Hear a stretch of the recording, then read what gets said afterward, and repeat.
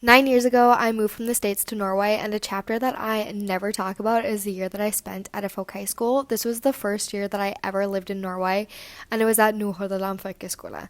So technically, my first town that I ever lived in was Frekhaug, which is like an hour outside of Bergen. Before I moved to Norway, I had only lived a year in Denmark, so I actually spoke a little Danish. If you talk with my folk high school friends, I would say that I spoke Danish when I first started there, so the way that I've come with my Norwegian now is pretty amazing, and I'm very proud of myself.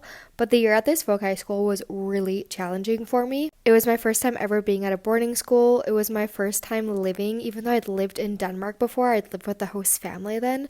So it was just really different. And at a folk high school, you had like people constantly around you.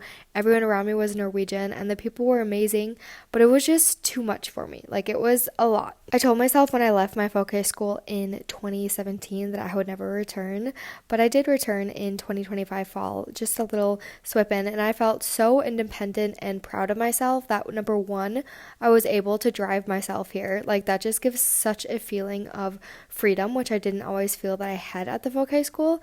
And number two, that I've learned Norwegian and that like I've lived here for the past 9 years and really created a life for myself here. I feel like I can make it seem like it was super easy for me moving to Norway in the whole process, and the reality is that it wasn't always really hard, and I had my own obstacles that I went through, but I'm thankful for it all because it got me to where I am today.